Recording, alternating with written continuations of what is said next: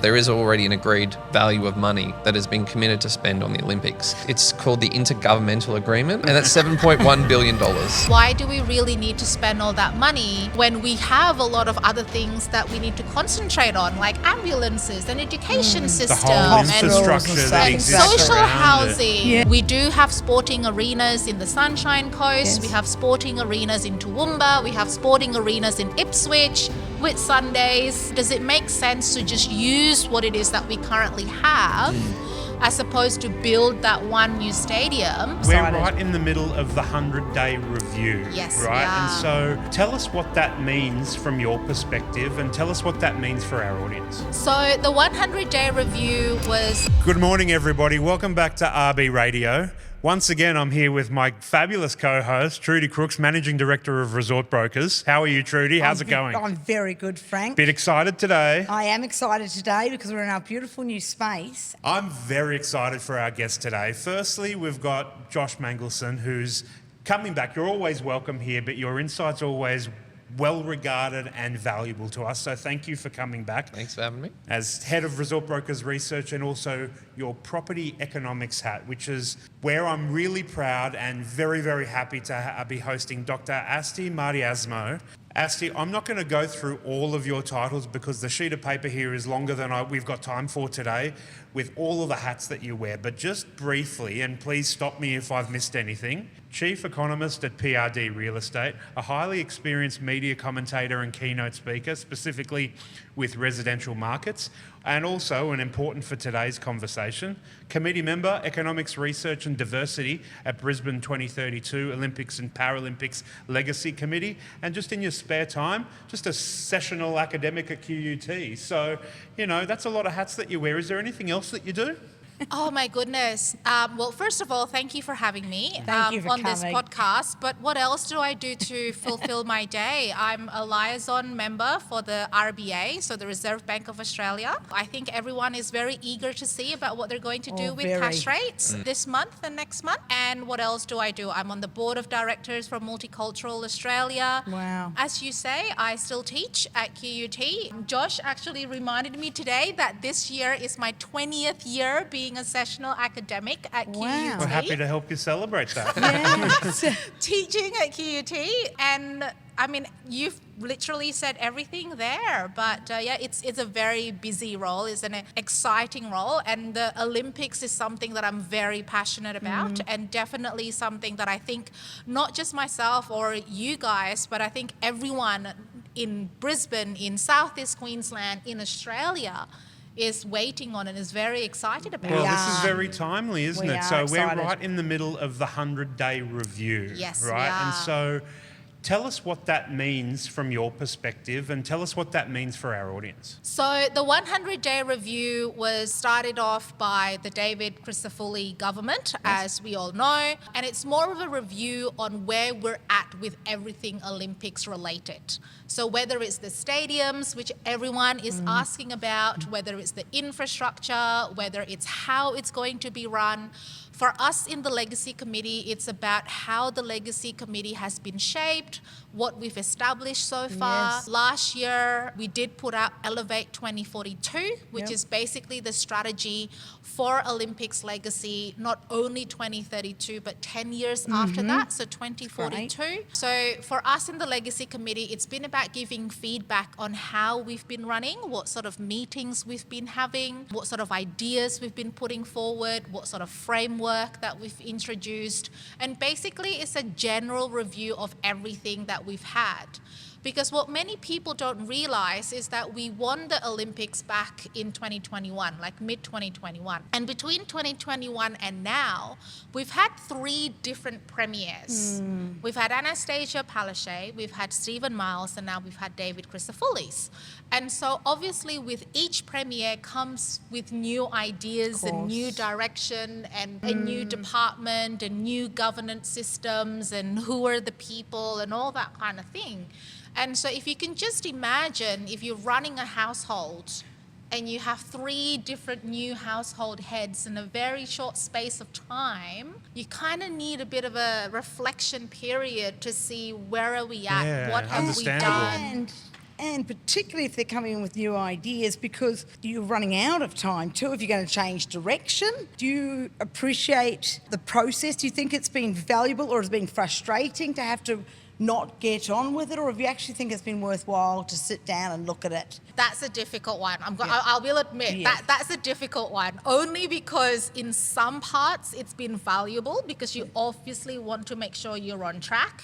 And as Legacy Committee, I remember, because the way that the Legacy Committee was brought about was, I think there was about 400 names that was put forward to the Queensland government. Yes. And then each of us had to make a case as to why we should be part of Legacy. Yes. And for me, it was more about making sure that the Olympics gave back to Queensland as a whole. Yes. You know, and Australia as a Because whole. we've seen it go the other way with other cities, Exactly. right? We've seen it become so kind of like small in terms of the economic Event specific value. rather than broader Exactly. benefit to And a region also or a city. just that particular area as opposed to the whole of Queensland. And so out of the 400, we became 30 that was interviewed Wow. at the time. And then out of 30, it became 12 appointed. Wow. And so there's been a lot of value in it because you want to make sure that the strategy and the projects and the themes and things like that is something that Queenslanders need. Yes. But at the same time, like you say, we are racing against time. Yeah, the clock's on.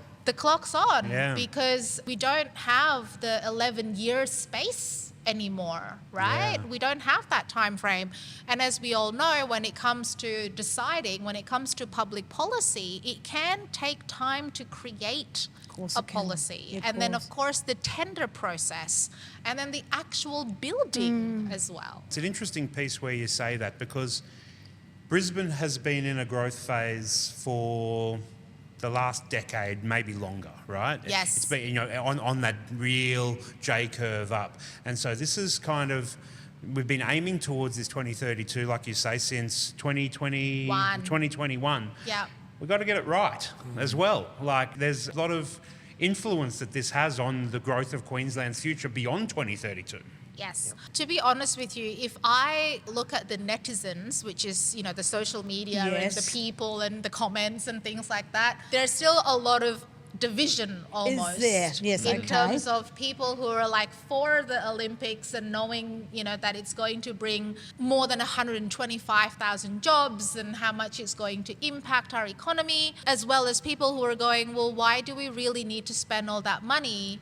Which Josh is probably going to be able to talk about more when we have a lot of other things that we need to concentrate on, like ambulances and education system The whole and infrastructure that and exists social around housing Yes. and people living in caravan parks, all Yeah. of those sorts of things. More than ever, right? probably. Yes. Exactly. Yes. And especially as that sort of dovetails into some of the issues we're already dealing with, housing affordability, rental crises, right? And so before we talk about how you guys coordinated your colours for coming onto Did the we? podcast, yeah. Oh, wow. Before we There you get go. into that, Josh, how do you see this? You see this 100-day review, and we're all looking at it with bated breath. It's 21st of February, I believe the report's handed down. Yep.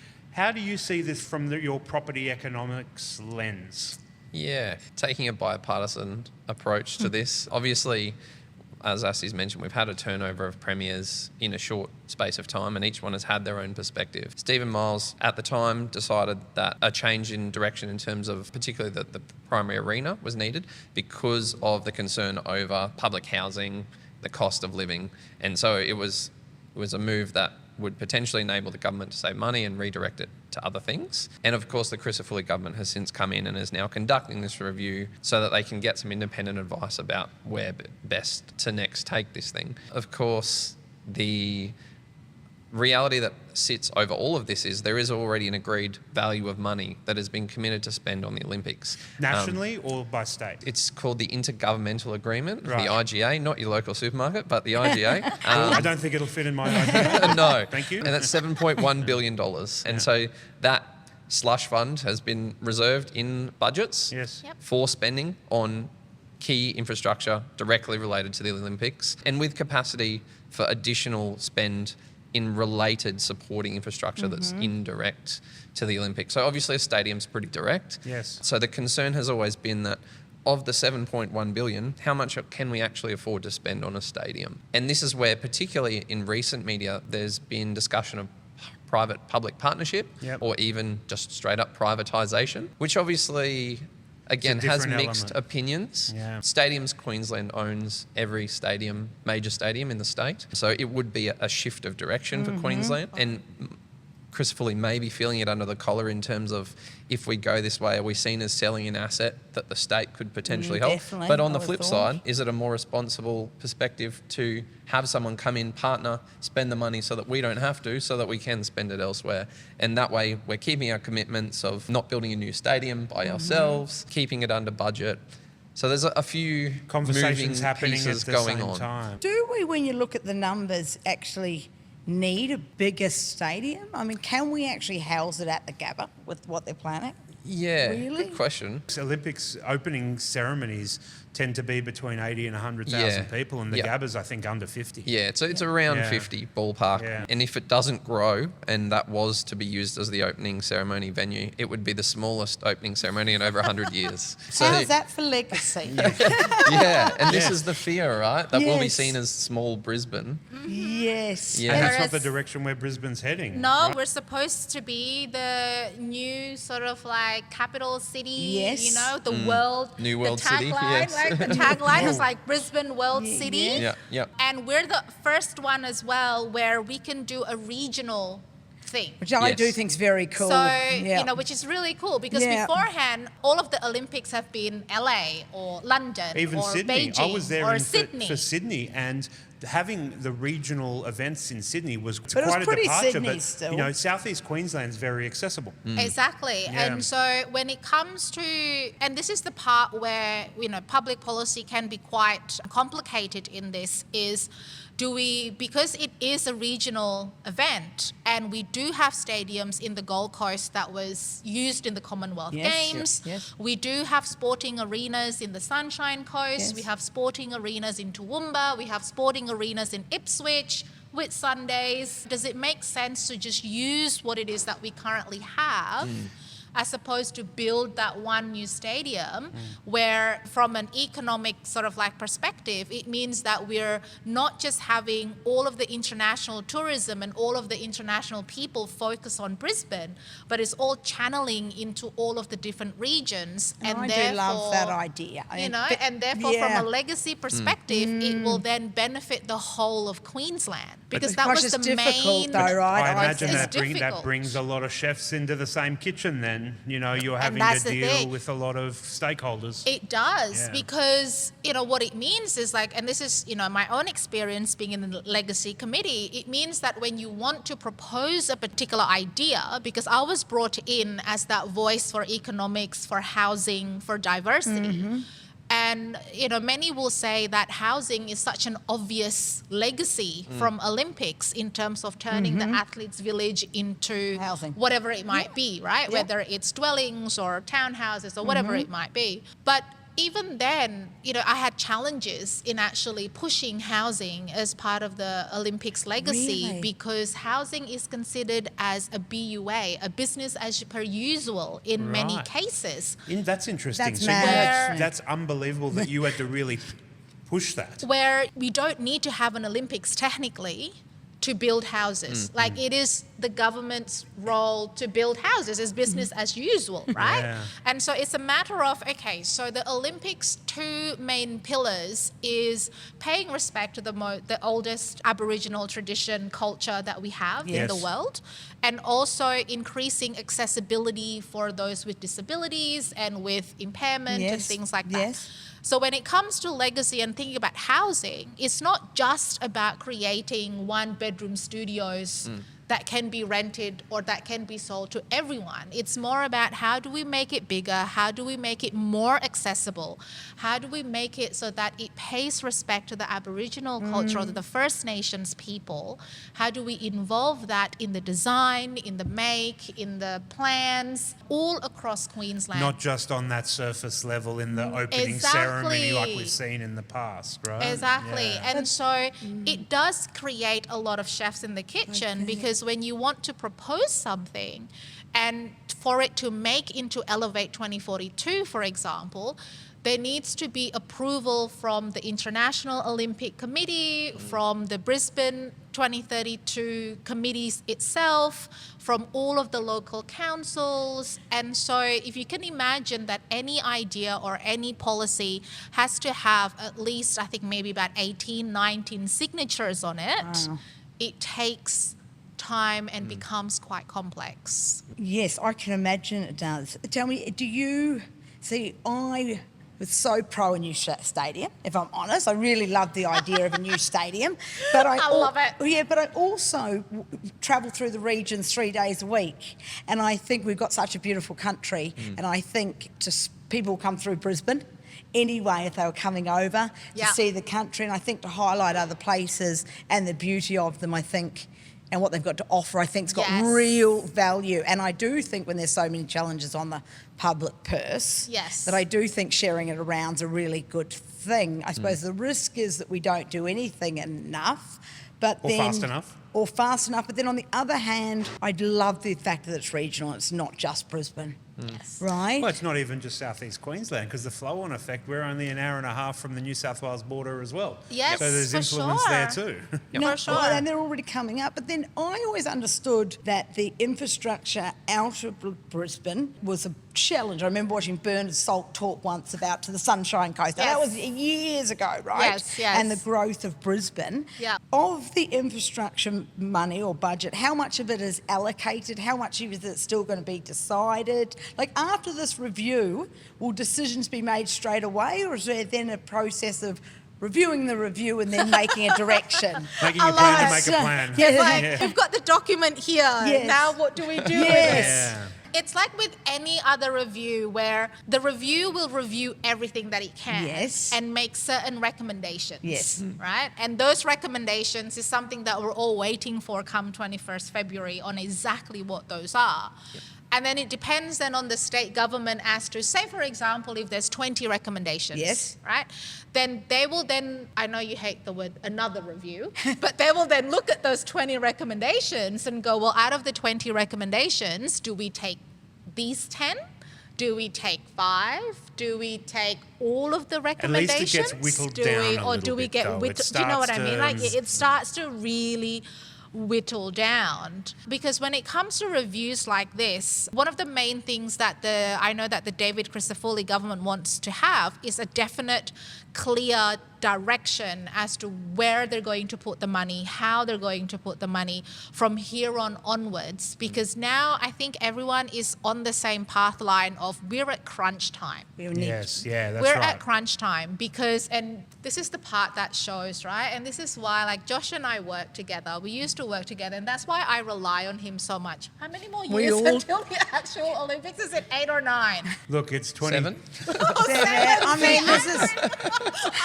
We have lost a year just talking about it. So when it comes to actually then allocating exactly the projects, who is going to do it? And I know I have so many friends in the private world who are also frustrated about, like, we'd love to be part of Olympics. We'd love to be able to offer our services, offer our money, offer our resources, but then how do we actually play in the Olympics? The operational element of it. You know, remember the Athens Olympics that was happening, there was kind of the joke that they were still laying the bricks to the thing as the people were walking in. And we don't want to put ourselves in that situation. No. So I think that's why it's on everybody's water cooler discussion list. Exactly, and that's why this review is actually really crucial to put us into that particular space now.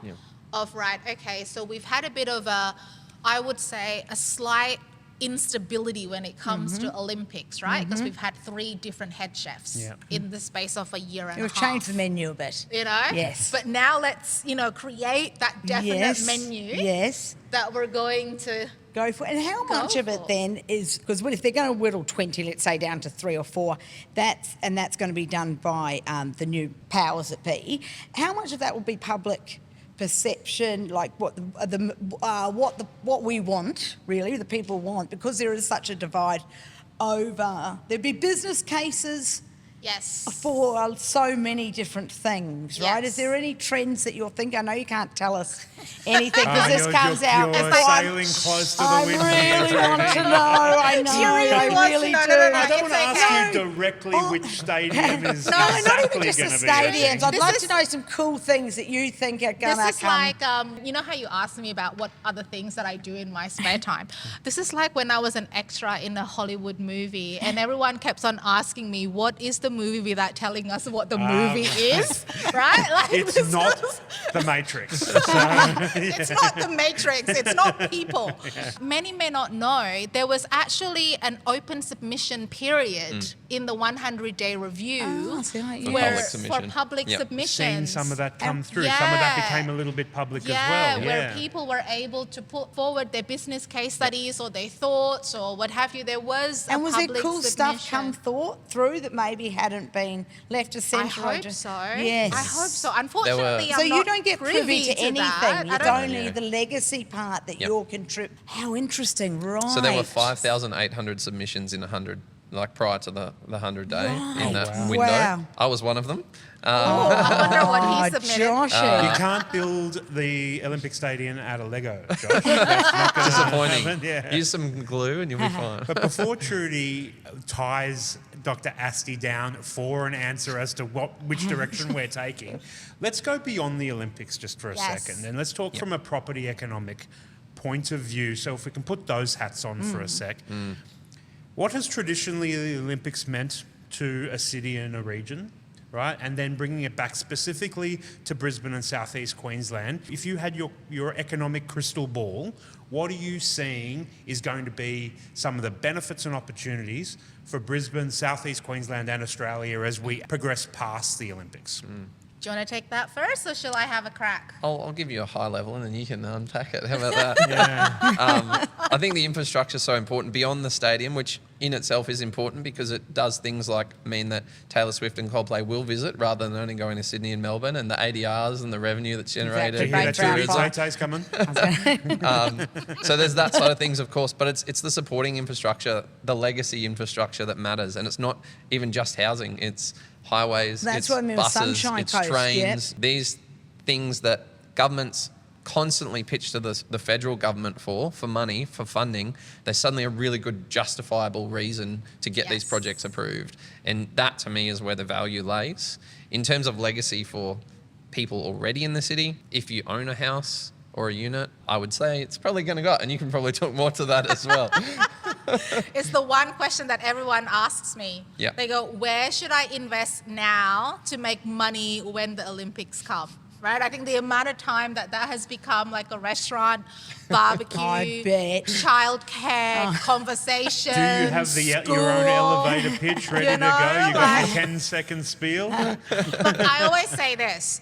If you think about it from this perspective, whatever Olympics that we talk about, whether it's Sydney and the Olympic Park, Yes. whether it's Beijing and the Bird's Nest, Yes. Yes. whether Bird's it's Nest was cool, you know yeah. London and East London, right? It was In every amazing for that. single one of those, and you know those are probably the best case studies Yes. around in the history of Olympics around the world. It's one of those things, if you think about it, I always think about it, it's funny because you're renovating at the moment, but I always think about it as if you're renovating a city Yeah. where you are cleaning up the place, Yeah. right? You're putting in new infrastructure.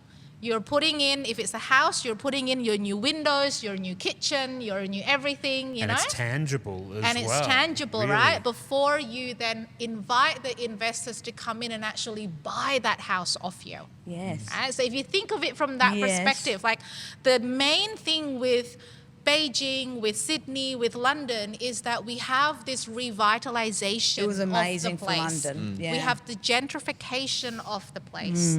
And that then makes the place more valuable. Just like if you have renovated your home, you know, you spend money to make money. Yeah. That's right. Right? You're investing in the product. It's 7.1, like is Exactly. our budget compared to others? Is it similar, like what the country's spending compared to other countries that have done it in recent times? It's pretty similar. Yes. So this is also the first time that the IOC, which is the International Olympics Committee, will be contributing to the running of the actual Olympics itself. great. Is So that they're- because of their sustainable mandate? Yes. Yeah, So they okay. are contributing 50% of the running costs, Right. which then, makes it more economically feasible and creates another one of those arguments. And many people didn't know that No. when we first won the Olympics, and that's why it had such a. I remember reading. I had to be very thick-skinned, reading all of the comments about how we're going to afford it on the I day. remember that how, too. Or, Yes.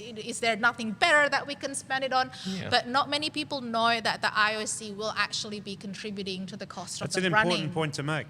of the Olympics for people itself. to realise. Right? Yeah. Like I said, when it comes to the property market, traditionally speaking, when we talk about Olympics, there's always been an increase in value the year after, the second, the third year, even the fifth year, in the areas of where that Olympic is being held. So Sydney, for example, property markets, houses around that area grew by about 15% Wow. in value in the first year, about 33% in the What second year. radius exactly? So that was around that Newington Park, Olympics. Well, that's right, which sort was of an like, area that was very specifically It was dead beforehand. exactly, right? Yeah, And- I was there in 99 through to, oh God, I'm showing my age now, but a lot of years afterwards, and people were questioning it. Why there? Why this? And then you saw it afterwards, Same and it's as now when some I of was the in highest London priced real estate at the in same Sydney. time, and I was Yeah. running the Mayfair office, and I remember it Yeah. was an odd part of London to do it, and it actually was a game changer. Exactly. I think many people have asked me, well, are we going to see the same sort of like price changes like that we saw in Sydney? And I said, well, the main thing that we have to think about is this. I mean, I was looking at the figures the other day, like units in Gold Coast, Brisbane, and the Sunshine Coast is average, median house across all three is still around that 700, maybe 750. Yep. If I look at the average growth in the places for units, which is averaging at about 6% between now and 2032, if we add that 6% every single Wow, year, The compounding element compounding of that. element yeah. of that, we get to about $900 to $1 million median unit price by Which the is time starting to get 2032 up comes there. around, Yeah. right? And so the one thing that I always say is that with Brisbane, we have had so much buzz in the property market about it. Yeah. The amount of new developments and new projects that has actually used the Olympics tagline Yeah. as part of their Already, marketing upfront. strategy. Yes. As part of their marketing strategy, as part of like why you would invest in Brisbane or why you would buy this particular product, because it's however many kilometers to the possible stadium of Yep. Olympics, or however many kilometers from whichever Yeah. Olympic something or another. It's an Olympic city. So we've had so much hype about it that, even if there was a recession, which many people are sort of saying, are we in a recession Yeah. at the moment? Even if there's higher interest rates, even if there's all of that we may not replicate what Sydney happened, Sydney didn't have was all of the buzz In the Before lead up. 11 years She prior. launched Having- it, didn't it, really? At Yes. the time. It just moved it Moved everything. single-handedly. Well, Brisbane had missed out a little bit on the meteoric rises that Sydney and Melbourne had happened over the course of that, sort of that Olympic boom Post-Olympic, and yeah. before. So, Dr. Asti, thank you very much. We're going to let you get back to your multitude of day jobs here. I can't wait to see what they end up deciding to do. And the legacy of it as a Brisbaneite Yes. is so valuable. I don't Thank think you there could be a more thank you for valuable committee. representing us. Yeah, You really, have. thank you. Yeah, It's been important. a pleasure. And I still Yeah. don't know where to buy a house yet exactly, or if there's a new stadium, or if it's existing. No, we couldn't get it. Couldn't We get couldn't that get out. it, That's okay. but- Might have to get Dr. Asti back for Well, another see, one. Yes. that's another thing that we could always talk about is what do we do? Where do we buy the Where do we houses? buy? Why the units? What sort of strategies do first home Well, buyers we would love to have you back. We'd love I mean, to we have know you how in back. demand you are. So thank you so much. Thank you so Thank much for you. coming on board to Resort Brokers Radio and giving us your experience and your advice and your insight to this, Thank because you. our listeners, but I think the state in general of Queensland is waiting on tenterhooks, Yes. right, to see what's happening. So Of course. no pressure. Hey, I'd be happy if Doing you were my the only best. one making the decision, I think. look, I can be quite decisive, but, got to think about everyone, Of course you do. right? That's a challenge. And thank you also to Josh. Thank Joshy. you. All your Pleasure. insights are always very valuable. And thank you for the relationship that yourself and Dr. Asti have to be able to facilitate these conversations. So thank you again. And thanks for Thank coming on to you. Resort Brokers Radio. Thanks. Thank you. Thanks. Cheers.